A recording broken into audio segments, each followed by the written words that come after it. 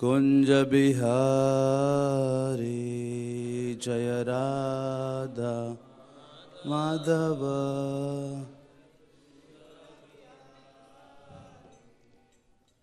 गोपी जन वल्लभ गिरिवरधारी। गोपी जन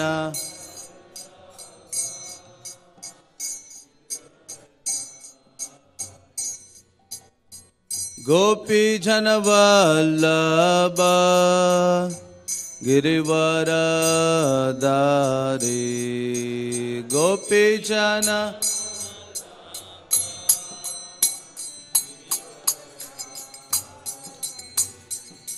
यशोदानंदन व्रज जनरंजन। यशोदा यशोदानंदन व्रज जनरंजन। यशोदा यमुना तीरवनचारि। यमुना यमुना तीरवनचारि।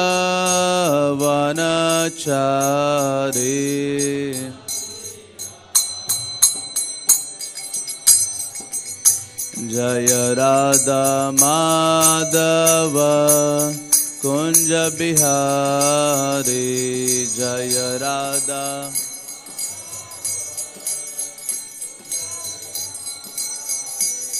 जय राधा माधव कुंज बिहारी। जय राधा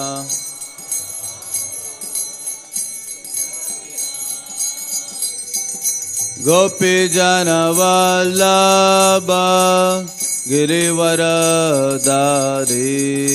गोपी जन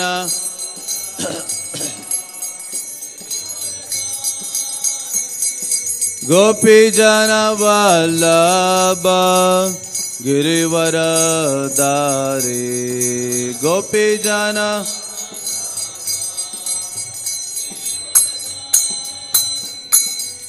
यशोदानंदन व्रज जनरंजन। यशोदा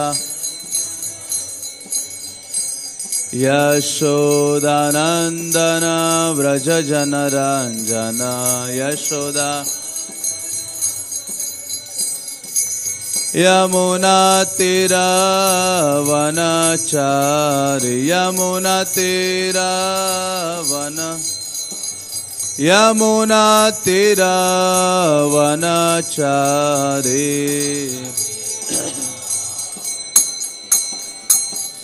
जय राधा माधव राधा माधव श्री राधे।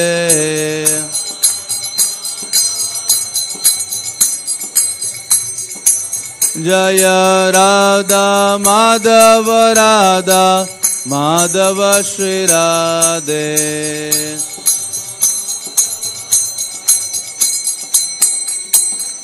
जय गौरनिताय गौरनिताय गौरनिताय। जय गौरनिताय।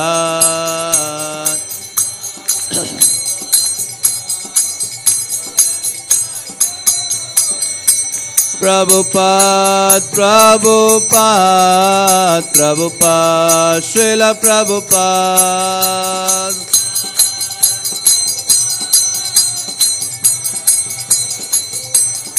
हरि बोल हरि बोल हरि बोल गौर हरि बोल।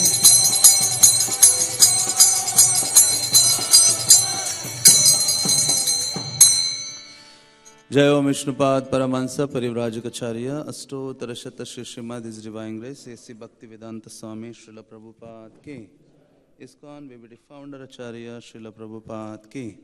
जय ओम विष्णुपाद परमहंस परिव्राजकाचार्य अष्टोत्तर शत श्री श्रीमद भक्ति सिद्धांत सरस्वती महाराज की। नामाचार्य हरिदास ठाकुर की। अनंत कोटि वैष्णव वृंद की। प्रेम से कहो श्री कृष्ण चैतन्य प्रभु नित्यानंद श्री अद्वैत गदाधर श्रीवासदि गौर भक्त वृंद की। श्री श्री राधा पार्थ सारथी की, श्री श्री सीताराम लक्ष्मण हनुमान की, श्री श्री निताय गौर सुंदर की, श्रील नरोत्तम दास ठाकुर आविर्भाव तिथि महामहोत्सव की, समवेत गौर भक्त वृंद की, निताय गौर प्रेमानंदे। ओम नमो भगवते वासुदेवाय। ओम नमो भगवते वासुदेवाय। ओम नमो भगवते वासुदेवाय। ओम अज्ञानतिमिरान्धस्य ज्ञानाञ्जनशलाकया चक्षुरुन्मिलितं येन तस्मै श्रीगुरवे नमः। श्रीचैतन्यमनोभीष्टं स्थापितं येन भूतले स्वयं रूपा कदा मह्यं ददाति स्वपदान्तिकं। हे कृष्ण करुणा सिन्धो दीनबन्धु जगत्पते गोपेश गोपिका कांत राधा कांत नमस्तुते। तप्त कांचन गौरांगी राधे वृंदावनेश्वरी वृषभानुसुते देवी प्रणमामि हरिप्रिये। वाञ्छाकल्पतरुभ्यश्च कृपा सिन्धुभ्येव च पतितानां पावनेभ्यो वैष्णवेभ्यो नमो नमः। जय श्री कृष्ण चैतन्य प्रभु नित्यानंद श्री अद्वैत गदाधर श्रीवासदि गौरभक्तवृंद। हरे कृष्णा कृष्णा कृष्णा हरे हरे, हरे राम।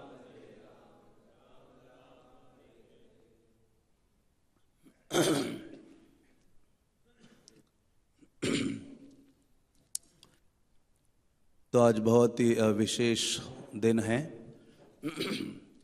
श्री कृष्ण मधुर उत्सव और हमारे संप्रदाय के महान आचार्य श्रील नरोत्तम दास ठाकुर का आविर्भाव है। तो नरोत्तम दास ठाकुर का जो लीला चर्चा है उसका वर्णन करने का प्रयास करेंगे कि किस प्रकार से वो इस जगत में प्रकट होते हैं और चैतन्य महाप्रभु के आंदोलन का विशेष रूप से प्रचार प्रसार करते हैं। तो नरोत्तम दास ठाकुर स्वयं ही अपने ग्रंथ प्रार्थना में लिखते हैं कि ठाकुर वैष्णव पद अवनिर सुसंपद, कि जो भगवान के भक्त होते हैं वे इस पृथ्वी के महान संपदा है, एक में धन है। इस पृथ्वी का जो महान वैष्णव गण है। तो ये बात स्वयं नरोत्तम दास ठाकुर के लिए भी लागू होती है कि वो कोई सर्वसाधारण भक्त नहीं थे, एक विशेष आचार्य थे जिनको श्री चैतन्य महाप्रभु ने चूज किया था। तो चैतन्य महाप्रभु ने बहुत विशेष लोगों को चूज किया और इस आंदोलन का जो प्रचार करने के लिए उन्होंने लगा दिया है। उसमें से एक नरोत्तम दास ठाकुर थे। हम सब जानते हैं कि चैतन्य महाप्रभु ने 3 ऐसे विशेष भक्तों के बारे में उनके प्राकट्य के पूर्व बताया था। एक थे नरोत्तम दास ठाकुर, उनके पूर्व थे श्रीनिवास आचार्य। क्योंकि चैतन्य महाप्रभु जगन्नाथपुरी में गए तो उनको केवल एक ही चिंता सता रही थी कि मैंने इतना बड़ा आंदोलन खड़ा कर दिया है जिसका प्रचार प्रसार मेरे जाने के बाद कंटिन्यू होना चाहिए। जैसे कोई पिता अपनी धरोहर को आगे देता है, वो ये सोचता है कि ये आगे कई पीढ़ियों तक चले। हर एक को अपने वंश की चिंता होती है। पुत्रार्थे क्रियते भार्या, विवाह क्यों करता है व्यक्ति? क्योंकि पुत्र चाहिए। पुत्र पिंड प्रदायते, पुत्र क्यों चाहिए? पिंडदान करेगा। तो ये जो वंश परंपरा है, ऐसे आगे बढ़ाना चाहता है व्यक्ति भौतिक रूप से, लेकिन जो आध्यात्मिक आचार्यगण है, भगवान है, वो अपनी ये जो शिक्षाएं हैं और भौतिक जगत के जीवों को वापस ले आने का जो उनका आंदोलन है, वो कंटिन्यूअसली देखना चाहते हैं लंबे समय तक। तो चैतन्य महाप्रभु ने सर्वप्रथम श्रीनिवास आचार्य के बारे में बोला था। हाँ, जब श्रीनिवास आचार्य के जो पिता है गंगाधर भट्टाचार्य और उनकी माता लक्ष्मी देवी, हाँ, ये बंगाल से जगन्नाथपुरी आए थे और उनको ये डिजायर थी कि संतान चाहिए। तो चैतन्य महाप्रभु ने कहा ये क्वालिफाइड डिवोटी दाम्पत्य है, तो मुझे एक ऐसा व्यक्ति या भक्त पहुंचाना होगा उनके पास जो आगे प्रचार करे। तो एक अलग ही बड़ा वर्णन है उनके प्राकट्य का श्रीनिवास आचार्य के। हाँ, तो दूसरे थे नरोत्तम दास ठाकुर, जिनके बारे में चैतन्य महाप्रभु ने स्वयं अपने मुखारविंद से बोला, जिनके नामों का उच्चारण किया और चैतन्य मंगल के द्वारा हम जानते हैं, हाँ, श्रील प्रभुपाद। जहां लोचनदास ठाकुर वर्णन करते हैं कि भगवान श्री चैतन्य स्वयं ये बोल रहे हैं कि धर्म छाड़ी दूर देशे जाए। हाँ, पापी तापी कुछ ऐसे लोग होंगे इस देश को छोड़ के दूर दूर के देशों में जाएंगे, लेकिन चैतन्य महाप्रभु कहते हैं मोर सेनापति भक्त जाइबे तथाए। एक ऐसा भक्त आएगा सेनापति भक्त, वो वहां तक भी पहुंच जाएगा। और क्या हाथ में लेगा वो? संकीर्तन खड़ग लैया हाथे। संकीर्तन का जो खड़ग मीन्स तलवार, हाँ, सेनापति मीन्स कुछ तो हाथ में होना चाहिए ना, बिना शस्त्र अस्त्र के सेनापति किस काम का। तो वहां कहते हैं संकीर्तन खड़ग लैया हाथे, संकीर्तन रूपी तलवार को मेरा सेनापति भक्त हाथ में लेगा। इवन महाप्रभु कहते मैंने भी वही तलवार यूज की है संकीर्तन की। और वो क्या करेगा उस तलवार के द्वारा? हृदय में छेद कर देंगे। हृदय की जो अभावना है, भोग की भावना है, उसको निकाल के काटी बे फेलिया, कहते कि काट देंगे उसको। हाँ, और उनके हृदय में ये जो कृष्ण भावना है उसको स्थापित करेंगे। तो ऐसे नरोत्तम दास ठाकुर का चरित्र बहुत ही विस्तृत रूप में हमें दो ग्रंथों में प्राप्त होता है। एक है नरहरि चक्रवर्ती के द्वारा रचित, जो बंगाली ग्रंथ है नरोत्तम विलास, उसमें पढ़ने को मिलता है। और दूसरे हैं जानवा माता के शिष्य नित्यानंद दास, उन्होंने बहुत ही अद्भुत ग्रंथ लिखा है, हाँ, प्रेम विलास, जिसमें इन तीनों वैष्णवों का चरित्र बहुत ही विस्तृत रूप से है। श्रीनिवास आचार्य, श्यामानंद प्रभु और तीसरे हैं नरोत्तम दास ठाकुर। तो प्रेम विलास के शुरुआत में ही जब नरोत्तम दास ठाकुर के चरित्र का वर्णन करते हैं नित्यानंद दास, तो वो कहते हैं इसको श्रवण करने मात्र से दो चीजें व्यक्ति प्राप्त कर पाता है। एक है उसके हृदय में पूर्ण संतुष्टि का अनुभव वो प्राप्त करता है केवल सुनने मात्र से। इसलिए तो ध्रुव चरित्र में भी तो वर्णन करते शुकदेव गोस्वामी कि ध्रुव महाराज के इस चरित्र को श्रवण करने मात्र से भवेद भक्ति, भगवान के प्रति भक्ति की जो भावना है वो वृद्धिंगत होगी, बढ़ेगी इस ध्रुव के चरित्र को सुनने से। तो उसी प्रकार से ये कहते हैं कि ये नरोत्तम दास ठाकुर का चरित्र, क्योंकि भगवान या भक्त का चरित्र भगवान से अभिन्न है। कृष्ण कहते जन्म कर्म छ में दिव्यम, मेरा चरित्र मेरा कर्म आदि दिव्य है। तो उसी प्रकार से उसी धरातल का है उनके भक्तों का भी अमृतमय चरित्र। इसलिए तो क्योंकि जो भगवान के भक्त है वो भगवान से अभिन्न है। जहां जहां भगवान अवतरित होते हैं, जहां जहां भगवान प्रकट होते हैं, उन उन स्थानों में उनके भक्त उनके संग जाते हैं, हाँ, संग में जाते हैं और उन लीलाओं में भाग लेते हैं। इसलिए भगवान के भक्तों का जो चरित्र है वो भी जन्म कर्म च दिव्य इस कैटेगरी में आता है। ऐसा वृंदावन दास ठाकुर चैतन्य भागवत में लिखते हैं।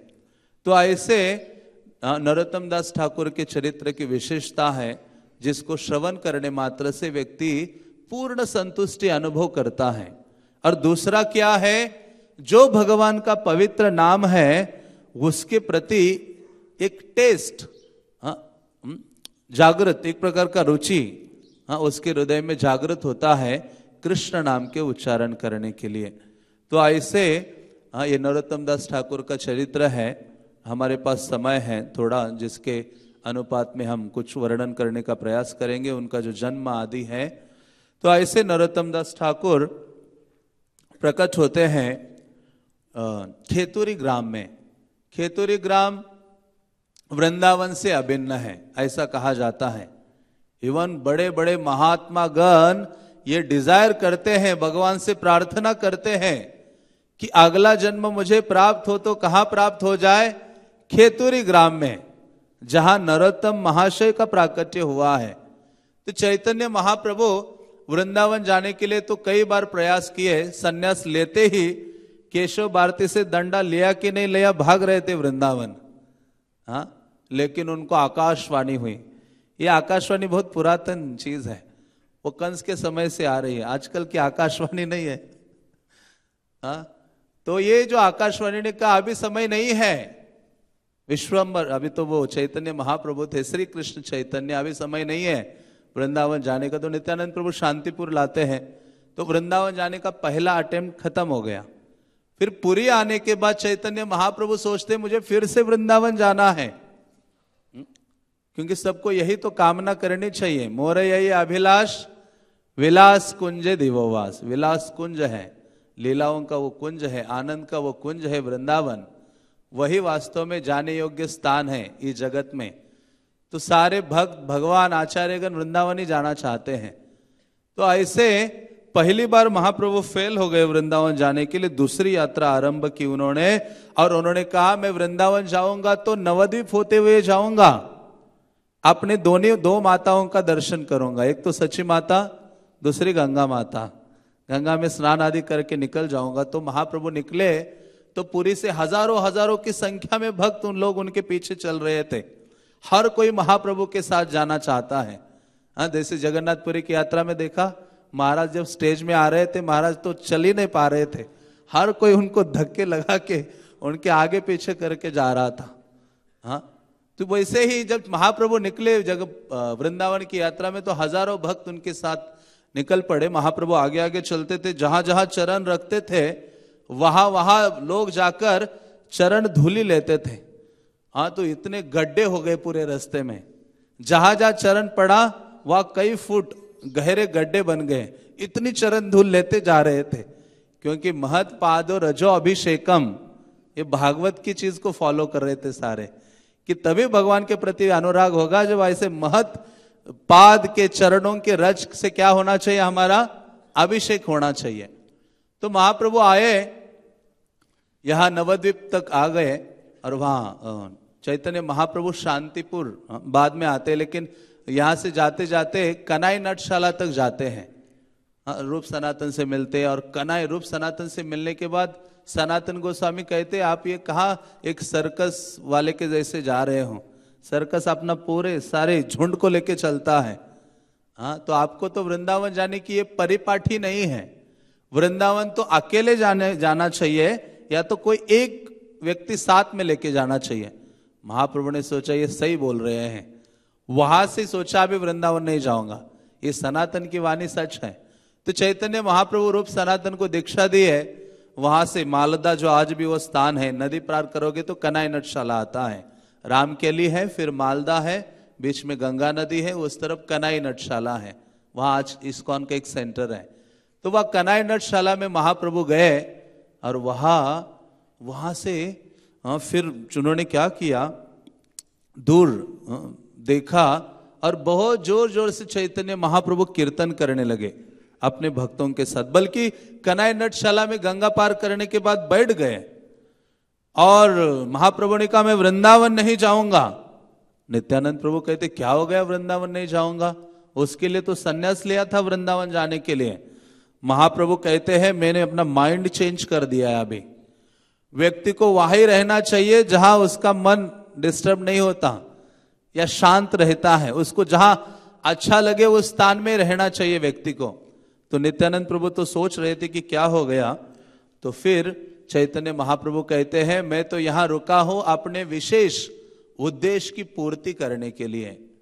तो फिर चैतन्य महाप्रभु उस रात्रि वहां रहते हैं और सुबह उठते ही सारे भक्तों को लेकर जोर जोर से संकीर्तन करने लगते हैं, हरे कृष्णा कृष्णा कृष्णा हरे हरे।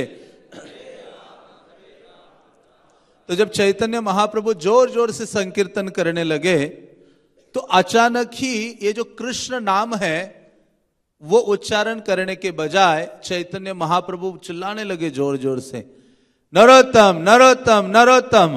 बोलिए। तो ये सब नित्यानंद प्रभु वैसे अचंभित रहते, वो अद्भुत है। अवधूत है। अवधूत का अर्थ क्या है? जो हमारे अवगुणों को धोते रहते हैं, अवगुणों की जो धुलाई करते हैं वो अवधूत है, ऐसे भक्तगण कहते हैं। तो इनको लगा कि क्या हो गया, ये हरे कृष्णा मंत्र का उच्चारण करने के लिए आए हैं, ये आज अचानक नरोत्तम नरोत्तम क्यों चिल्ला रहे हैं। फिर चैतन्य महाप्रभु ने नित्यानंद प्रभु के कंधे में हाथ रख दिया, जोर जोर से रोने लगे। तो भक्त लोग जो ऊंची आवाज में कीर्तन कर रहे थे उन्होंने सोचा साउंड थोड़ा कम कर देते हैं, क्योंकि महाप्रभु को देखते क्या बोल रहे हैं। तो जैसे इन भक्तों ने अपना कीर्तन थोड़ा सॉफ्ट कर दिया, धीरे कर दिया, तो चैतन्य महाप्रभु सारे जो प्रेम के विकार हैं उसको प्रकट करने लगे। चैतन्य महाप्रभु लोटपोट होने लगे, गिरने लगे, और अचानक नरोत्तम नरोत्तम की जगह फिर अभी मथुरा मथुरा कहने लगे, वृंदावन वृंदावन कहने लगे। और ये देखकर सारे भक्तों का जो हृदय है वो फटने लगा और इनको लगा कि अभी चैतन्य महाप्रभु, नित्यानंद प्रभु ने सोचा अभी ये अपनी अंतिम लीला प्रस्तुत करने जा रहे हैं, मानो यहां से ही इनका क्या होने वाला है, अप्राकट्य होने वाला है, इस जड़ जगत से चले जाने वाले हैं। तो सारे हजारों हजारों जो विलेजर्स थे, गांव के लोग थे, ग्रामवासी थे, वो सब लोग आए उनको देखने के लिए, उनको मिलने देख रहे थे। हजारों हजारों की संख्या में लोग जब उनको देख रहे थे तो उनमें भी कृष्ण प्रेम उदित होने लगा। लेकिन महाप्रभु मथुरा मथुरा बोलना बंद नहीं हो रहा था। फिर अभी वो चिल्लाने लगे, वो कहने लगे, हे श्रीमती राधिका, मेरा जो शरीर है आपके विरह में जल रहा है, मैं आपको देखना चाहता हूं। हे ललिता, हे विशाखा, हे चंपक लता, आप कहाँ हो? हे मेरे प्राण सखियों आप कहाँ हो? तो कभी वो राधा रानी के भाव में रोदन कर रहे थे, कभी कभी कृष्ण की भावना में वो रोदन कर रहे थे। तो वो इस विरह को महाप्रभु कहने लगे, मैं अभी सहन नहीं कर पा रहा हूं, यदि मेरे प्राणनाथ मुझे प्राप्त नहीं होते तो मैं, अभी वो गंगा थी वहां, कहते इसी यमुना में कूद जाऊंगा। तो ये पूर्ण रूपेण वृंदावन की भावना में वो डूबे हुए थे। और नित्यानंद प्रभु सोचने लगे कि अभी अप्रकट होने वाले हैं महाप्रभु। तो फिर अचानक ही क्या किया इन्होंने, चैतन्य महाप्रभु की जब ऐसी स्थिति देखी तो नित्यानंद प्रभु गए, उनके कानों में जाकर जोर जोर से बोले, हरे कृष्णा कृष्णा कृष्णा हरे हरे, हरे राम राम राम। तो चैतन्य महाप्रभु बाह्य दशा में आते हैं। कृष्णदास कविराज कहते हैं महाप्रभु हमेशा 3 दशाओं में निमग्न रहते हैं। एक है अंत दशा, बहि दशा और अर्ध बाह्य दशा। ये अंत्य लीला में वर्णन करते हैं।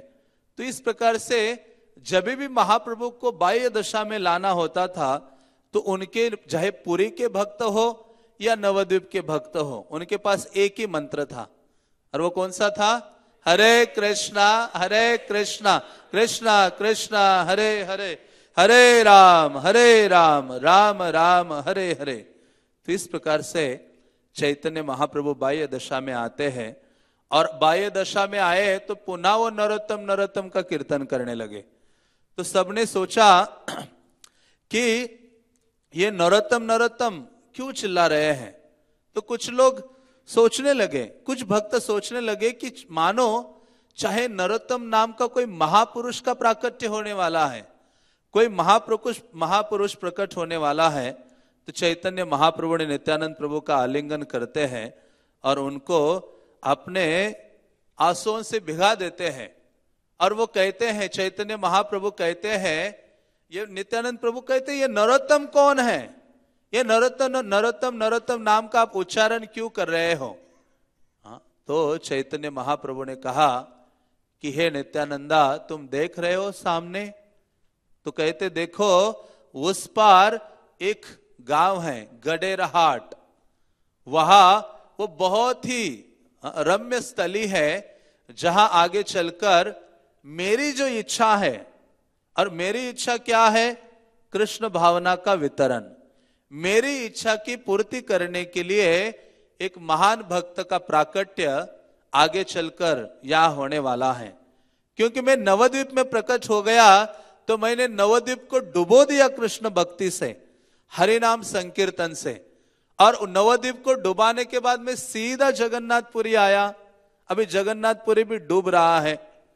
हाँ, महाप्रभु तो इतने जगन्नाथपुरी में निमग्न रहते थे कि वहां वो कई बार चलते थे तो वहां की पृथ्वी हिलने लगती थी, भूकंप आ जाता था। क्या आ जाता था पुरी में? भूकंप, अर्थक्वेक। लोग परेशान होकर गंभीरा के सामने चिल्लाने लगते थे, हे महाप्रभु क्या लगा के रखा है आपने? या हमारे जो झोपड़ियां है, कुटिया है, वो टूट फूट रही है, आप थोड़े अपने भावों को क्या करो, संभाल के रखो। आपका एक एक जो पद इस धरा पर पड़ता है तो वो भूकंप ला देता है। तो इतना भाव प्रेम में निमग्न होते थे कि एक चरण कमल महाप्रभु का पड़ता था तो पृथ्वी को असह्य होता था उसको झेलना। तो इस प्रकार से चैतन्य महाप्रभु कहते, नीलाचल को भी मैंने एक प्रकार से डुबो दिया है, लेकिन मैं क्या करना चाहता हूं, आगे जगत में आने वाले लोगों के लिए ये जो कृष्ण प्रेम है, ये महान धन है, उसको प्रिजर्व करके रखना चाहता हूं। हाँ, ताकि आगे चलकर उस महान धन का कोई व्यक्ति वितरण करे।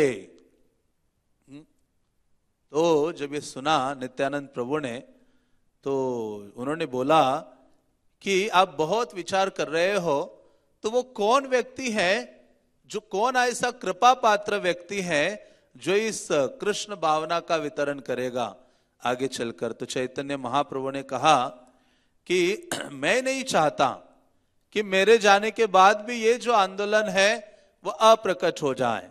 मैं चाहता हूं कि ये जो आंदोलन है वो हमेशा आगे बना रहे। वास्तव में ये सबसे बड़ी चिंता है कृष्ण की या चैतन्य महाप्रभु की। आचार्य वो है जो इसी चिंता को लेकर क्या करता है, जीवित रहता है या अपना आचरण करता है। इसलिए प्रभुपाद के जीवन में देखते हैं, प्रभुपाद को ये चिंता थी, एक तो इस आंदोलन का प्रचार करने की, और उसके बाद उनके जाने के उपरांत ये आंदोलन बना रहे हमेशा के लिए। इसलिए उन्होंने अथक प्रयास करके ग्रंथों को लिखा, अथक प्रयास करके भक्त बनाए, मंदिर बनाए, योजनाएं बनाए और जीबीसी भी बनाई कि आगे चलकर क्या हो, ये जो आंदोलन है किसी ना किसी प्रकार से बंद ना हो जाए, रुक ना जाए। क्योंकि ये चैतन्य महाप्रभु की सर्वोच्च चिंता थी, वही चिंता श्रील प्रभुपाद की भी थी। तो ऐसे चैतन्य महाप्रभु ने सोचा कि आगे चलकर कोई व्यक्ति होना चाहिए जो इस आंदोलन को बढ़ाए। तो इसलिए चैतन्य महाप्रभु ने कहा, है नित्यानंदा, तुम नहीं जानते कि तुम्हारा कितना अधिक प्रीति मेरे प्रति है, तुम कितना अधिक चिंता करते हो। मार खाए प्रेम दे दयालु तो नहीं है। भक्ति विनोद ठाकुर कहते हैं जो ये नित्यानंद प्रभु है वो सबसे बड़े दयालु हैं कि मार खाने के बाद भी क्या करते हैं, उस व्यक्ति को प्रेम देना चाहते हैं या प्रदान करते हैं। तो चैतन्य महाप्रभु ने कहा कि तुम्हारी बहुत चिंता है जड़ जगत के जीवों को ये कृष्ण भावना देने की, और तुम्हारा सबसे अधिक प्रीति मेरे प्रति है, तो इसलिए तुमने मेरे लिए बहुत रोदन किया है। इसलिए तुम्हारे जो अश्रु है वो वास्तव में कृष्ण प्रेम का भंडार है, उसको मैं क्या करना चाहता हूं, रखना चाहता हूं।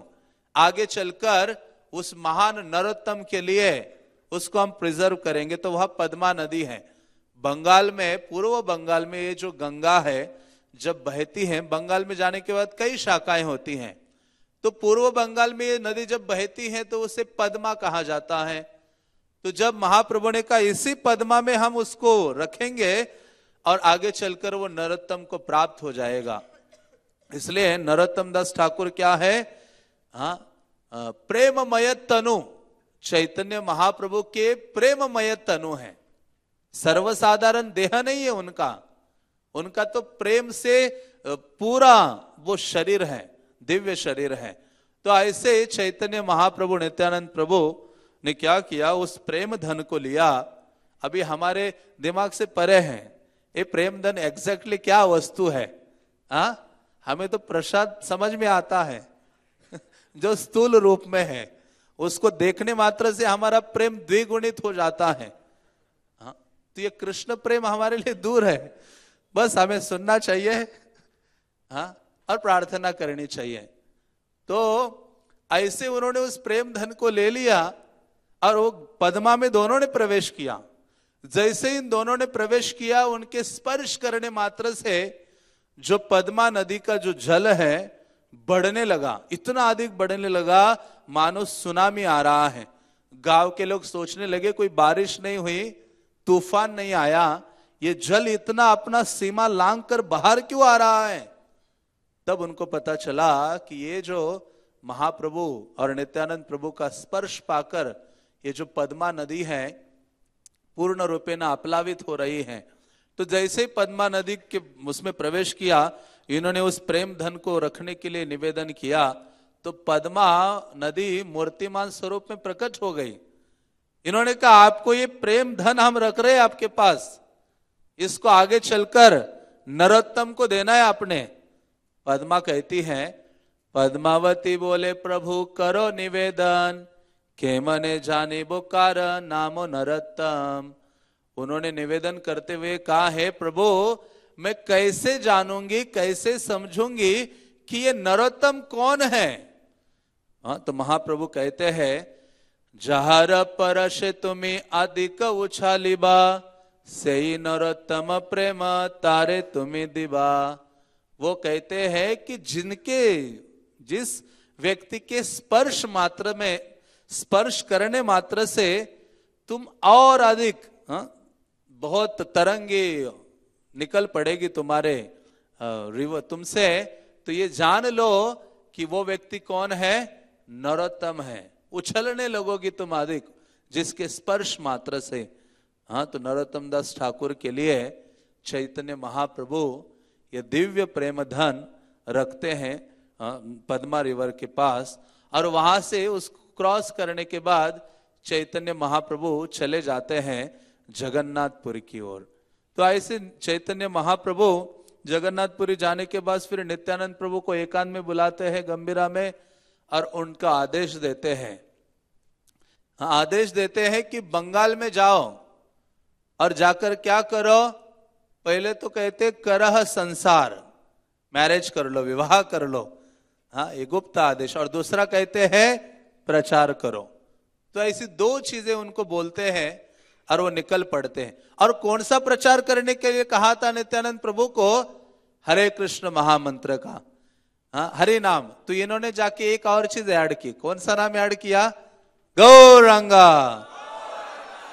तो ये हरि नाम, हरे कृष्ण मंत्र बोला था, लेकिन ये नित्यानंद प्रभु जाकर ये नाम भी ऐड कर दिए, गौरंगा।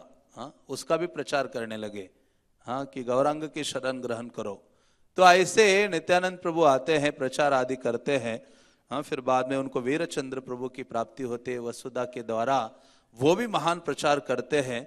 राढ़ देश में श्रीनिवास आचार्य प्रचार करते हैं, ओडिशा में श्यामानंद प्रभु आदि प्रचार करते हैं। फिर ये नरोत्तम दास ठाकुर के लिए भी एक योजना थी। तो इस प्रकार से चैतन्य महाप्रभु वापस आते हैं। तो वहां कृष्णानंद दत्त, या जिनका नाम है कृष्णानंद मुजुमदार, और उनके भाई थे पुरुषोत्तम देव। तो इन दोनों के दो पुत्र हुए। कृष्णानंद दत्त रोज शालिग्राम शिला की पूजा करते थे, मुझे पुत्र चाहिए, और आगे चलकर उनको पुत्र की प्राप्ति होती है। हाँ, उनकी जो पत्नी थी नारायणी देवी, अब उनके द्वारा बल्कि नरोत्तम दास ठाकुर का प्राकट्य होता है। 10 महीने 10 दिन गर्भ में रहने के बाद नरोत्तम दास ठाकुर क्या करते हैं, प्रकट हो जाते हैं। और प्रकट हो जाते, एस्ट्रोलॉजर्स कहते हैं कि ऐसा महापुरुष होगा जिसके जो सारे जगत के आनंद का कारण बनेगा। हाँ, तो वही है, नरोत्तम दास ठाकुर सबके आनंद का कारण बने आगे चलकर। उनका नाम नरोत्तम रखा गया, हाँ, क्योंकि वो सबसे अधिक महान थे। ऐसे कहा जाता है कि जब नरोत्तम दास ठाकुर का प्राकट्य हुआ तो चारों वर्ण और आश्रम के लोग इकट्ठा होकर नृत्य करने लगे और हरि नाम का गान करने लगे। ये छोटे से ही बालक थे, तो नरोत्तम दास ठाकुर का जब अन्नप्राशन संस्कार करना था तो उनको वैसे ही फूड खिला रहे थे, लेकिन वो बालक मुंह खोल नहीं रहा था, खा भी नहीं रहा था। तो फिर ब्राह्मणों ने कहा कि ये बालक तभी खाएगा जब वो जो पदार्थ है, फूड है, वो कृष्ण को अर्पित होना चाहिए। हाँ, तो वो कृष्ण प्रसाद जब उनको प्रदान किया तो उन्होंने उसको स्वीकार करते हैं। और बचपन के बारे में वर्णन आता है कि वो श्रुतिधर थे। हाँ, श्रुतिधर, एक मात्र सुनने मात्र से स्मरण रखते थे। तो लेकिन एक विशेषता थी नरोत्तम दास ठाकुर की, बाल्यकाल में जैसे ही अपनी पाठशाला से घर आते थे तो खेतुरी में, आज भी आप खेतुरी जाओ, बहुत सुंदर स्थान है, लेकिन दुर्भाग्यवश 99% मुस्लिम्स है वहां और 1% हिंदू कम्युनिटी है, और बस सारे मुस्लिमों के घर हैं। 3-4 साल पहले हम गए थे खेतुरी, तो वहां एक ही स्थान है जहां नरोत्तम दास ठाकुर का मंदिर है, बाकी तो सारे दूसरे लोग भरे हुए हैं। छोटा सा ही गांव है, लेकिन नैसर्गिक रूप से बहुत ही सुंदर है। सब जगह वो पद्मा नदी बह रही है, नारियल के पेड़ है, खेतियां हैं, बहुत सुंदर स्थान है। आज भी वैष्णवगंज जाते हैं और बड़ा विशाल मंदिर है जिसमें नरोत्तम दास ठाकुर के विग्रह है और एक पत्थर है जिसके ऊपर नरोत्तम दास ठाकुर बैठकर प्रतिदिन हरिनाम का उच्चारण करते हैं। तो ऐसे नरोत्तम दास ठाकुर खेतुरी में जब पाठशाला से वापस आते थे तो कृष्णदास नामक जो ब्राह्मण थे उनके पास दौड़ के जाते थे। क्यों दौड़ के जाते थे? उनकी एक ही लालसा होती थी कि वो महाप्रभु के बारे में सुनना चाहते थे और महाप्रभु के जितने संगी हैं उनके बारे में सुनना चाहते थे। इनमें उनको बहुत अधिक लालसा थी, बहुत अधिक रुचि हुआ करती थी इन आचार्यों के बारे में सुनने में और चैतन्य लीला को सुनने के लिए। तो ऐसा सुनने सुनने से क्या हो गया, उनको इतना अधिक अनुराग हो गया महाप्रभु के प्रति और उनके पार्षदों के प्रति और साथ ही साथ वृंदावन के प्रति। हाँ, तो ऐसे वृंदावन के प्रति इतना आकर्षण उनके हृदय में बढ़ा कि वो रोने लगे। हरि हरि कबे हब वृंदावन वासी।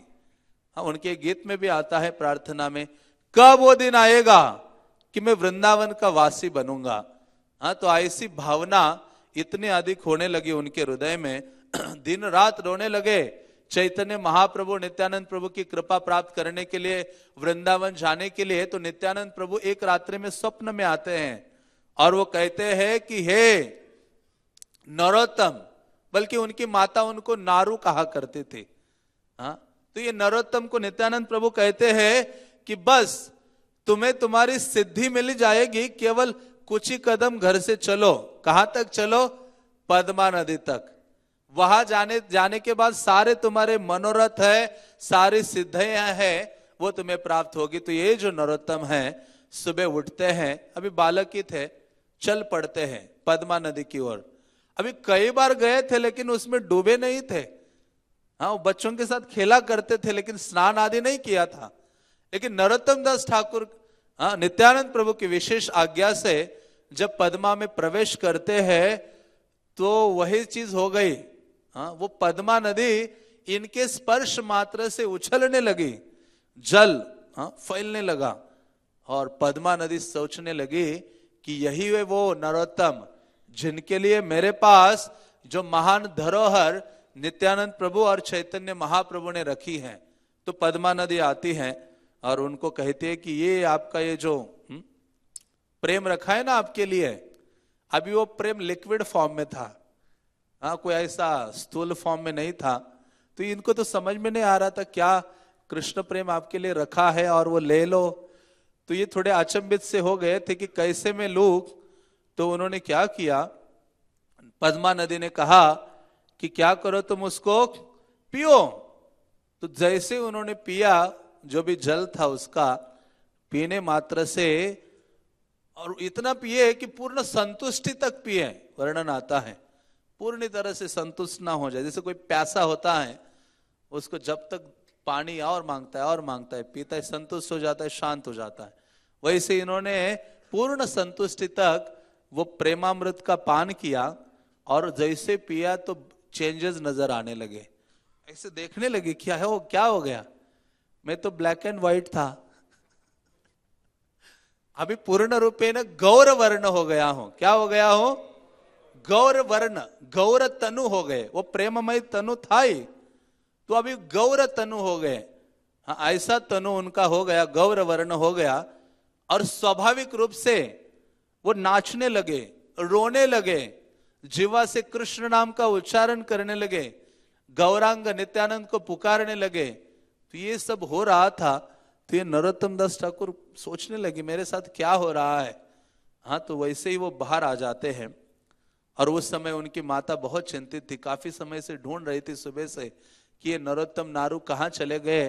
तो सब जगह ढूंढा, लेकिन फाइनली पता चला ये तो पद्मा के किनारे बैठा है। तो पद्मा नदी के तीर पर आके देखते दूर से, मेरा बालक तो ब्लैक एंड व्हाइट था, ये अभी अलग सुवर्ण वर्ण का बालक हो गया है, ये ऐसे कैसे। सोच रही थी यही है, लेकिन रंग भेद है, चेंज हो गए। नजदीक जाके देखा यही है मेरा नारू। तो फिर वो नारू को उठाती है, नरोत्तम को उठाती है और ले जाती है कृष्णानंद। और वो तो कहती है कि क्या हो गया नरोत्तम तुम्हें। वो कहते हैं कि एक सुवर्ण वर्ण बालक को मैंने देखा और मेरे शरीर में घुस गया वो। ऐसे नरोत्तम दास ठाकुर अपनी माता को कहते हैं कि महाप्रभु चैतन्य जो गौर वर्ण के है, वो एक कहते एक बालक के रूप में वो मेरे शरीर में घुस गए हैं। और तब से ऐसे नरोत्तम दास ठाकुर पूर्ण रूपेण कृष्ण की जो प्रेम है उसमें डूबने लगते हैं। और फिर उनसे रहा नहीं जाता कि मैं मुझे वृंदावन जाना है।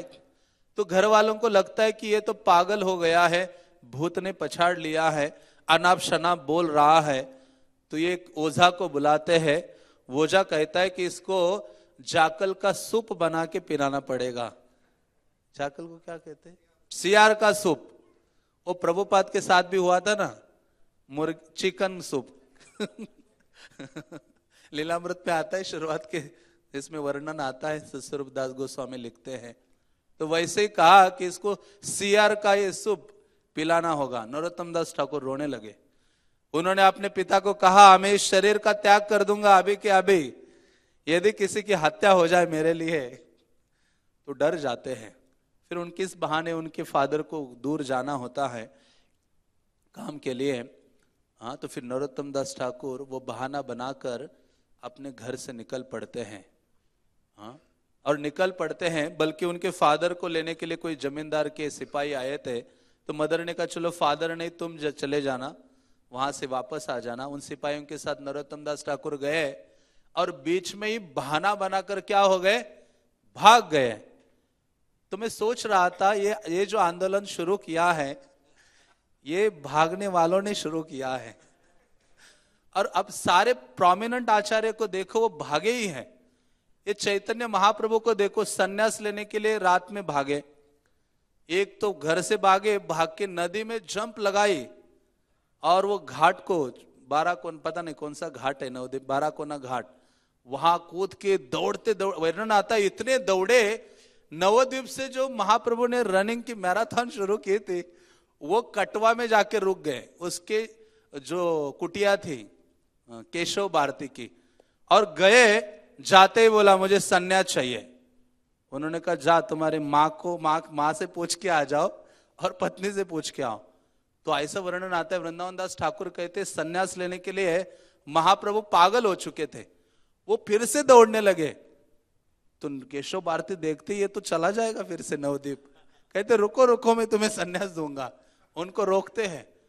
और उनके बाद उनके जो 2 सेनापति है, रूप सनातन को लीजिए, वो तो वहां से भागे हैं राम के लिए से। पहले खुद रूप गोस्वामी भागे, दूसरे भाई को भगाने के लिए कुछ पैसे रख दिए और वो भी जेल से भाग गए।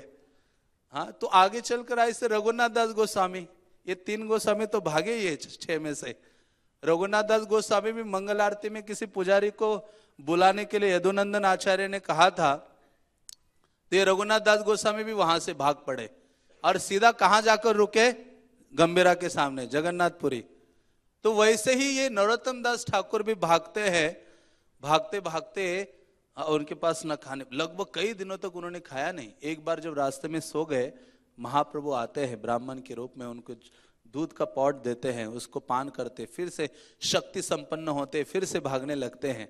तो जहां जहां महाप्रभु गए थे, काशी, वाराणसी, ये जो इलाहाबाद, ये सब रूट करते करते नरोत्तम दास ठाकुर मथुरा में आते हैं, विश्राम घाट में, जहां वो भूतेश्वर महादेव का दर्शन करते हैं, फिर केशव का दर्शन करते हैं और उस जल में स्नान करके थोड़ा सा बैठ जाते। तो आसपास लोग चर्चा करते हैं, अरे ये गोस्वामीगण तो अप्रकट हो गए हैं।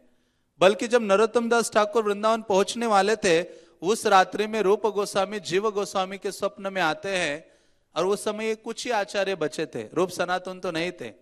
लोकनाथ गोस्वामी थे, गोपाल भट्ट गोस्वामी थे, जीव गोस्वामी थे, श्रीनिवास आचार्य पहले ही पहुंचे थे नरोत्तम दास ठाकुर के पहले। तो नरोत्तम दास ठाकुर आने वाले हैं, रात्रि में ही जीव गोस्वामी के स्वप्न में रूप गोस्वामी जाते हैं, कहते कल महान आचार्य आएगा, महान भक्त आएगा नरोत्तम, उनका स्वागत करने के लिए सुबह सुबह गोविंद देव मंदिर जाना, जीव गोस्वामी को बोला था।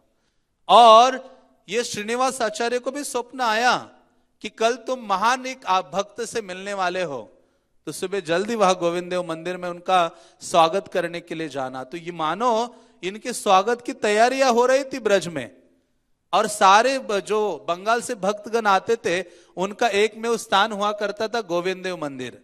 तो नरोत्तम दास ठाकुर जैसे ही पहुंचते हैं, तो वहां उनका स्वागत होता है। गोविंद देव का दर्शन करने मात्र से मूर्छित होकर गिर पड़ते हैं नरोत्तम दास ठाकुर। फिर गोपाल भट्ट गोस्वामी, जीव गोस्वामी, श्रीनिवास आचार्य, लोकनाथ गोस्वामी, ये सारे आते हैं। लोकनाथ गोस्वामी उनके हृदय में हाथ रखकर कहते हैं, नरोत्तम उठो उठो। तो जैसे ही आवाज सुनी, नरोत्तम की जो मूर्छा है, मूर्छित अवस्था से बाहर आ जाते, उठ जाते हैं और उठकर यूं कहते हैं, मैं आपके चरणों का आश्रय ग्रहण करना चाहता हूं, आप मुझे क्या कीजिए, दीक्षित कीजिए। लोकनाथ गोस्वामी ने कहा, मुझसे वो संभव नहीं होगा, वो कार्य मुझसे नहीं होगा। आप बिना दीक्षा करके, तुम्हें दीक्षा की क्या आवश्यकता है, तुम्हारा नामकरण तो महाप्रभु ने कर दिया है, सब कुछ तो महाप्रभु ने कर दिया, प्रेम भी दे दिया, दीक्षा तो उनको चाहिए जो कृष्ण प्रेम से रहित है। लेकिन कहते नहीं, महाप्रभु ने दीक्षा लिया, उनके सारे आचार्यों ने दीक्षा लिया, यदि मैं दीक्षा नहीं लूंगा तो गुरु के आदेश को कैसे समझूंगा और उस आदेश को कैसे अनुभव करूंगा कि एक शिष्य का, गुरु का जो आदेश है वो लाइफ एंड सोल है। कहते मुझे आश्रय दीजिए। उन्होंने कहा, सोचता हूं। लोकनाथ गोस्वामी ने 1 साल तक वेट करवाया और इन्होंने उनसे दीक्षा लेने के लिए हर चीज करने के लिए तत्पर हो गए। वर्णन आता है, लोकनाथ गोस्वामी तो दीक्षा नहीं दे रहे थे। जहां लोकनाथ गोस्वामी सुबह मल त्याग करने के लिए जाते थे, ये राजकुमार है नरोत्तम दास ठाकुर, वहां जाते थे मल त्यागने के उपरांत एक झाड़ू लेके जाते थे और झाड़ू लेकर उस सारे स्थान को साफ करते थे, साफ मिट्टी रखते थे, जल आदि से परिष्कार करके उस झाड़ू को छाती में लगा के चिल्लाते थे, हे लोकनाथ प्रभु, आप मेरे ऊपर कब कृपा करेंगे, मेरे जैसे बद्ध जीव का कब आप उद्धार करेंगे, आपकी कृपा दृष्टि मेरे ऊपर कब होगी। ऐसे बहुत ही जोर जोर से रोदन करते थे, केवल लोकनाथ गोस्वामी की कृपा के लिए। तो ये लोकनाथ गोस्वामी ने देखा कि ये क्या हो गया है, मैं रोज आकर देखता हूं कोई ये साफ जगह मुझे दिखाई देती है। तो फिर लोकनाथ गोस्वामी छुप कर देखते हैं। एक दिन उन्होंने देख ही लिया कि इसने परिष्कार करके झाड़ू को अपने छाती में लगा के, जिस झाड़ू से परिष्कार किया था वो स्थान, उसको छाती में लगाकर जोर जोर से क्रंदन कर रहे हैं। लोकनाथ गोस्वामी पिघल जाते हैं, अश्रुपात करने लगते हैं।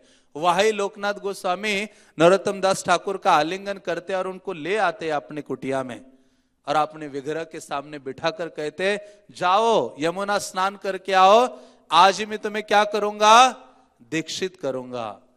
और उनको फिर दीक्षा प्रदान करते हैं और दीक्षा के समय कहते, आपको भक्ति रसामृत सिंधु का अध्ययन करना है, जीव गोस्वामी से शिक्षा लेनी है, इतनी मालाओं का जप करना है। ये सारी जो चीजें हैं, बहुत सारे नियम देते हैं, तो उनको स्वीकार करते हैं। और ऐसे नरोत्तम दास ठाकुर वहां सिंसियरली सेवा करते हैं। और हम सुनते हैं, एक दिन श्रीमती राधा रानी नरोत्तम दास ठाकुर के स्वप्न में आती है, कहती है कि तुम यहां कृष्ण और मैं नून में विशेष लीला करने आने वाली हूं। और वह हम सब सखियों ने सोचा है कि कृष्ण को स्वीट राइस बना के ऑफर करेंगे। तो ये स्वीट राइस बनाने की सेवा चंपक लता सखी की है और तुम तो चंपक मंजरी हो, तो तुम क्या करो, उनको असिस्ट करो। ऐसा स्वप्न देखकर ये चंबित हो जाते हैं। सीधा कहती है कंफर्म करना पड़ेगा ये चित्र विचित्र स्वप्न जो है। गए लोकनाथ गोस्वामी के पास। लोकनाथ गोस्वामी तो कहते, आहो भाग्य, साक्षात ब्रज की जो श्रीमती राधा रानी है, आपके ऊपर उन्होंने पूर्ण कृपा की है। तो कहते हैं कि आप वो सेवा में तत्पर हो जाओ। और फिर ये मानस सेवा वो करते हैं। एक दिन सुबह उठकर ही अपनी मानस सेवा में लगते थे। लगभग कई 6-7 घंटे बीत गए, एक ही स्थान में बैठकर मानसी सेवा में नियुक्त थे, स्मरण कर रहे थे राधा कृष्ण की लीला का। और उसमें में प्रवेश कर गए और चंपक मंजरी के रूप में चंपक लता सखी का असिस्ट करते हुए ये दूध बॉईल करने की सेवा थी। हाँ, नरोत्तम दास, कई बार हम सोचते हैं ना, बहुत प्रोमिनेंट सेवा चाहते हैं हम, लेकिन एक चीज याद रखनी चाहिए। महाप्रभु कहते, आई नंद तनुज किंकरम पतितम माम विषमे भवाम बुधो। मुझे क्या बना दो आप, कि आपके चरण कमलों का धूलि का कण बना लीजिए। हमारा ये स्थान है। यहां नरोत्तम दास ठाकुर जैसा आचार्य ब्रज लीला में दूध बॉईल कर रहे हैं। हाँ, हम तो बड़ी बड़ी चीजें, बड़ी बड़ी सेवा चाहते हैं ना। हम कहते नहीं, मुझे किचन में डाल दिया, ये करने के लिए बोल दिया मुझे। हाँ, तो लेकिन यहां जैसे वो बॉईल कर रहे थे और स्मरण में निमग्न थे, देखा कि फायर इतनी तेज हो रही है कि वो दूध बाहर गिरने वाला है। अभी ये सोचे क्या करे, दूध को अभी बाहर गिरने दे या रोके। वो यशोदा माता होती तो कहती जाने दो, दूध को गिरने दो। दामोदर लीला में दूध को गिरा देती है। लेकिन यहाँ नरोत्तम दास ठाकुर वैसे उठा लेते हैं और जैसे बाहर रखते हैं, तो अपने बाह्य दशा में आके देखते हैं, ये मानसी सेवा थी उनकी, देखते कि उनके हाथ पूर्ण रूप में जल गए हैं। और जल गए हैं तो वो अभी सोचते, हाथ जले हुए हाथों को कहाँ लेके घूमो। उसमें कपड़ा लपेटते हैं, लपेट कर वो जाते हैं। भक्त मिलते रहते सुबह सुबह। लोकनाथ गोस्वामी देखते हैं, जीव गोस्वामी को पता चलता है। तो जीव गोस्वामी कहते हैं, पूरे ब्रज में मानसी सेवा आपसे बढ़कर कोई नहीं हो सकता करने वाला। आगे के लिए आप एक महान एक उदाहरण हो। इसलिए इस कारण जीव गोस्वामी उनको टाइटल देते हैं महाशय। क्या टाइटल देते हैं? महाशय। राधार चरणाश्रय करे से ही महाशय। महाशय शब्द का अर्थ क्या है? जो राधा रानी के चरणों का जिन्होंने आश्रय किया है, स्वीकारा है, वो वास्तव में महाशय है। और ऐसे ही जीव गोस्वामी ने श्रीनिवास को आचार्य की उपाधि दी थी, वो भी एक अलग लीला है। तो इस प्रकार से नरोत्तम दास ठाकुर वहां रहते हैं, जीव गोस्वामी के अंडर शास्त्रों का अध्ययन करते हैं, मैत्री करते श्यामानंद प्रभु और श्रीनिवास आचार्य से, और फिर उनको एक महान सेवा करने का सौभाग्य मिलता है। जीव गोस्वामी कहते हैं कि अभी पुस्तक वितरण का समय आ गया है। गोस्वामियों ने ग्रंथ लिखे केवल यहाँ समाधि देने के लिए नहीं लिखे, है ना, कुछ समाधि है, ग्रंथ समाधि। सनातन गोस्वामी के भजन कुटीर में जाओगे, समाधि में जाओगे तो उधर एक समाधि है, उसका नाम है ग्रंथ समाधि। ऐसे ऐसे ग्रंथ है आचार्यों के, ये गौड़िया आचार्यों के, कि जो हाँ आगे आने वाले लोगों के बुद्धि से परे थे। सोचा उनको आगे क्या भेजे, तो उनको समाधि दे दिया। तो फिर वो वितरण करने का काम श्रीनिवास आचार्य के ऊपर सौंपा। उनके साथ ये दो वैष्णव भी जुड़े, नरोत्तम दास ठाकुर और श्यामानंद प्रभु। फिर नरोत्तम दास ठाकुर जाते अपने आध्यात्मिक गुरु के पास, मुझे आशीर्वाद दीजिए और मुझे आज्ञा दीजिए कि मुझे क्या करना चाहिए। लोकनाथ गोस्वामी उनको दो सेवा देते हैं। वो कहते हैं विग्रह की आराधना करो, और दूसरा कहते हैं अपना जीवन पूर्ण रूपे न समर्पित करो इस कृष्ण भावनामृत आंदोलन के प्रचार प्रसार के लिए। तो इसको हृदय में धारण करके ये निकल पड़ते। जब ग्रंथ चोरी हो जाते हैं, वान विष्णुपुर भी जाना चाहिए सबको, वो एग्जैक्टली वृंदावन लगता है। आज भी जाओगे, इतने सारे मंदिर हैं वहां, मदन मोहन और बहुत सारे मंदिर हैं। ये जितनी ट्रेनें जाती है ना हावड़ा की ओर, पुरी की ओर, वो वान विष्णुपुर रेलवे स्टेशन ही है। तो ऐसे वहां चोरी हो जाती है ग्रंथों की, तो श्रीनिवास आचार्य कहते नहीं नहीं आप चले जाओ। तो ये जाते, फिर खेतुरी वगैरह जाते हैं। समय तो हो गया, लेकिन फिर संक्षेप में वर्णन करता हूं।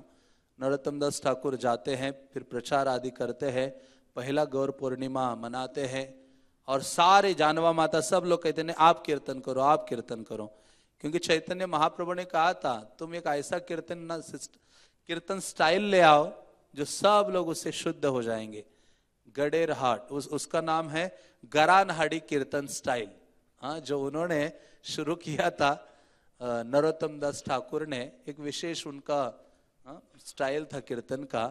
तो ऐसे नरोत्तम दास ठाकुर ने वहाँ पहला गौर पूर्णिमा फेस्टिवल मनाया। सबके आदेशों पर उन्होंने कीर्तन किया, और गौर पूर्णिमा फेस्टिवल में जहाँ पंच तत्व और सारे आचार्यों के साथ चैतन्य महाप्रभु प्रकट हो गए थे, और वही चीज फिर आगे हुई। आगे उन्होंने सब जगह हजारों लोगों को प्रचार किया, और हजारों की मात्रा में सबको दीक्षा प्रदान की। तो ऐसे विशेष आचार्य है नरोत्तम दास ठाकुर, जिनका अप्राकट्य बड़ा विशेष था।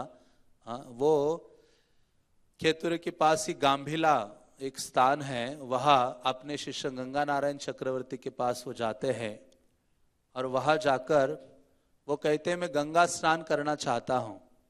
तो गंगा में उनको ले जाते हैं, दो डिसाइपल्स दोनों ओर से उनके ऊपर जल डालते हैं, और जैसे जल डालते गंगा का, तो उनका जो प्रेममय तनु है वो दूध बन जाता है, और जैसे मानो बर्फ है, आइस है, वो पिघलता है। उसी प्रकार से उनका जो दिव्य देह था सबके सामने पिघला मिल्क फॉर्म में, और पद्मा नदी में क्या होता है, अप्रकट होता है। तो ऐसे विशेष आचार्य है नरोत्तम दास ठाकुर, जिनको याद करने के लिए प्रभुपाद ने हमें रोज एक प्रार्थना दी है। और वो कौन सी प्रार्थना है, गुरु वंदना है, जो नरोत्तम दास ठाकुर के द्वारा प्रदत्त है। इवन ये जो ओम अज्ञान तिमिरांधस्य या श्री चैतन्य मनोभीष्टम, ये भी उनके ग्रंथों में प्राप्त होता है, प्रेम भक्ति चंद्रिका। तो ऐसे नरोत्तम दास ठाकुर ने दो ग्रंथ लिखे थे, प्रार्थना और प्रेम भक्ति चंद्रिका। तो उन दो ग्रंथ के बारे में गौर किशोर दास बाबा जी महाराज कहते थे कि कृष्ण प्रेम प्राप्त करने के लिए आपके पास कितने पैसे चाहिए, 2 आना चाहिए। हाँ, 2 आना चाहिए। तो 2 आना लेकर आप मार्केट में जाओ, और वहां नरोत्तम दास ठाकुर के ग्रंथ को खरीदो, और उनको पढ़ने मात्र से आप कृष्ण प्रेम प्राप्त कर सकते हो। क्योंकि चैतन्य महाप्रभु ने उनको जगन्नाथपुरी में कहा था। ये जगन्नाथपुरी गए थे नरोत्तम दास ठाकुर, और वहां जहां एक स्थान है, वहां सारे आचार्यों से मिले, और एक स्थान में वो बहुत क्रंदन करने लगे। एक स्थान है जहां नित्यानंद प्रभु ने कीर्तन किया था, जगन्नाथ मंदिर के थोड़ा सा नजदीक, मेन गेट के पास ही है, जहां नित्यानंद प्रभु ने झाड़ियों में कीर्तन किया था, और वह बहुत बच्चे थे, छोटे छोटे बच्चे। ये नित्यानंद प्रभु उनके साथ कीर्तन कर रहे थे बहुत जोर जोर से, सारे बच्चे रो रहे थे कृष्ण के लिए। तो ये नरोत्तम दास ठाकुर जब आए तो उन्होंने कहा है वो स्थान जब ये नित्यानंद ने कीर्तन किया था छोटे छोटे बच्चों के साथ। नरोत्तम दास ठाकुर वहां जाते हैं, वहां प्रवेश कर उस स्थान में जाने मात्र से वो पिघल जाते हैं, रोदन करने लगते हैं, कीर्तन करने लगते हैं। फिर अपने एक शिष्य को वहां बिठा देते हैं, कहते अभी मैं जा रहा हूं, तुम कीर्तन करो। तो वो जो शिष्य था वो बड़ी बड़ी झांझे लेता है ना, जैसे बिग करताल, हाँ जयपता का महाराज का करताल है ना, बड़ा बड़ा बम्पर्स लेते हैं, उसको झांझ कहते हैं ना, बड़ी बड़ी झांझ। तो उसको लेके वो कीर्तन करता रहता है, कीर्तन करता रहता है पूरा दिन रात, खाते नहीं पीते नहीं। और आगे चलकर वो स्थान, अभी वो मठ बना, उसका नाम पड़ा झांझ पीठा मठ। क्या नाम पड़ा? तो झांझ को पीटा उन्होंने। आज भी आप जाओगे, नरोत्तम दास ठाकुर के वर्शिपेबल डिटी है वहां, बंगाल से आए हुए, खेतुरी से, बहुत सुंदर विग्रह है, मंदिर के बहुत ही नजदीक है। तो झांझ पीटा मठ। तो ऐसे उस समय जब नरोत्तम दास ठाकुर पुरी गए थे, महाप्रभु उनको स्वप्न में ले गए थे सब स्थानों में, और उनको रथ यात्रा का सीन भी दिखाया था। जो कीर्तन करते थे 7 पार्टीज का, वो नरोत्तम दास ठाकुर को सपने में कोने में खड़ा करके कहा, देखो ये देखो रथ यात्रा, और ये देखो 7 पार्टीज कैसे कीर्तन कर रहे हैं जगन्नाथ के लिए। और उसके अलावा उनको वहां कहा था कि हे नरोत्तम, तुम नई कीर्तन विधि को स्टार्ट करो जो सबको मंत्र मुग्ध करने वाली है, और तुम्हारे कीर्तन आदि से क्या करो, जो मेरी लीलाओं का उद्देश्य है, मेरी शिक्षाएं हैं, उनको प्रचार करो और कंपाइल करो। इससे क्या होगा, सारे जगत के जीवों का उद्धार होगा। और आगे चलकर तुम प्रचार करो, तुम्हारी सहायता के लिए ये रामचंद्र कविराज आएंगे। तो इनके बड़े क्लोज फ्रेंड थे। शुरुआत में भक्त लोग आते और वो गीत गाते ना, श्री कृष्ण चैतन्य रामचंद्र संग मांगे, व्यक्ति कहता है भगवान राम का ही संग चाहते हैं। उस समय के बाद उसको पता चलता है कि रामचंद्र कविराज है कोई, जिनके संग की कामना कौन कर रहे हैं, नरोत्तम दास ठाकुर। पहले तो लगता है भगवान राम भगवान राम। तो ये रामचंद्र कविराज बहुत अमेजिंग वैष्णव हैं, जिनका बहुत अनुराग था। तो फाइनली जब खेतुरी में वो रहे और उनको बहुत ही विलाप करने लगे वृंदावन के वियोग में, और जब उनको पता चला कि श्रीनिवास आचार्य अप्रकट हो गए हैं, तब उन्होंने रामचंद्र अप्रकट होने वाले हैं, तो रामचंद्र कविराज वृंदावन चले आए। फिर इनको कहा कि आप भी चलो नरोत्तम दास ठाकुर को। दूसरी बार वृंदावन नहीं गए, कहते नहीं नहीं मुझसे रहा नहीं जाएगा, वहां तो इतने सारे वैष्णव अप्रकट हो गए, उनके विरह में मुझे रहा नहीं जाएगा। तो फिर इधर ही रहे, और बाद में उनको पता चला, लेटर आया कि श्रीनिवास आचार्य भी चले गए, रामचंद्र कविराज भी चले गए। तो फिर वो स्फूर्ति आ गई, जे अनिलो प्रेम धन करुणा प्रचुर। वहां एक स्थान है खेतुरी में, प्रेम तली, जहां बैठकर उन्होंने नाम किया था, और ये प्रार्थना आदि ग्रंथों का रचना उन्होंने की थी। एक एक खेती है जिसके बीच में ऊंचाई है, एक सुंदर वृक्ष है, वो उनका स्थान है बैठने का, जहां उन्होंने इन ग्रंथों की रचना की थी। या ये जो गीत है उनके मुखारविंद से निकले थे। तो ऐसे रामचंद्र नरोत्तम दास ठाकुर है, जो श्रील प्रभुपाद के भी बहुत फेवरेट आचार्य थे। उनका एक गीत चैतन्य प्रभुपाद को बहुत प्रिय था, हम हर बार सुनते हैं।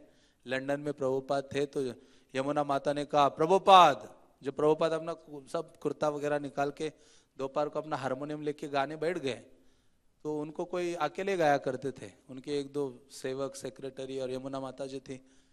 तो उन्होंने पूछा, यमुना तुम्हारा फेवरेट सॉन्ग कौन सा है? यमुना माता जी ने कहा, चैतन्य महाप्रभु का शिक्षाष्टकम। तो वो भी कहने लगी, प्रभुपाद आपका कौन सा फेवरेट है?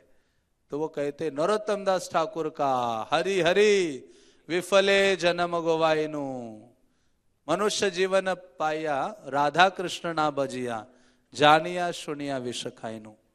तो ऐसे प्रभुपाद के फेवरेट सॉन्ग था नरोत्तम दास ठाकुर का। तो उनसे उनका आज आविर्भाव है, तो आज के दिन इन आचार्यों को डायरेक्ट अप्रोच किया जा सकता है, उनको कृपा की याचना हम करें। हरे कृष्णा कृष्णा कृष्णा हरे हरे, हरे राम राम राम हरे हरे। प्रभु जी को कुछ? हरे कृष्ण, बहुत बहुत धन्यवाद।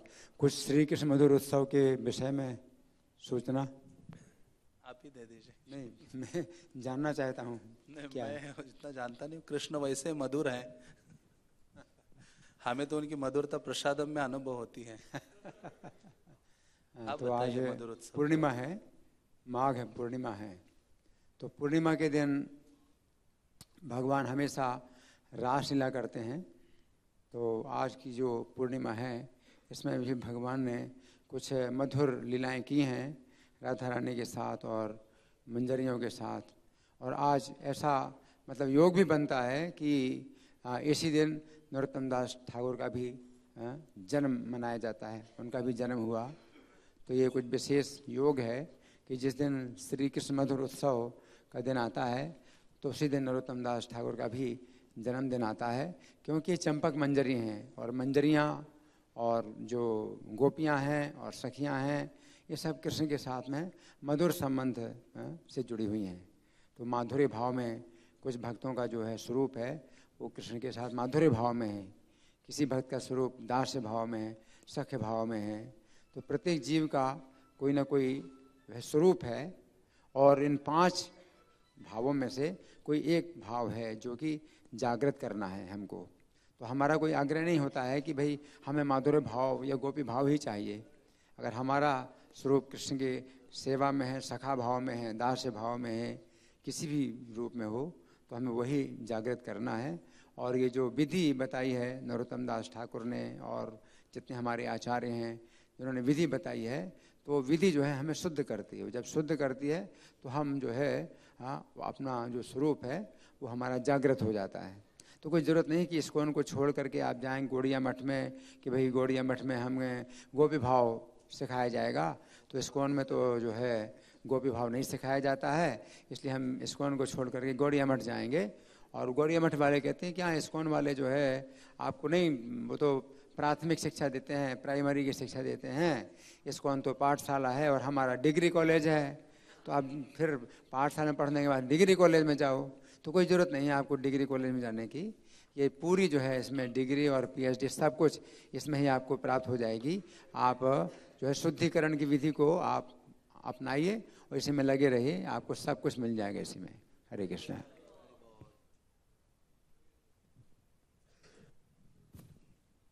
अच्छा।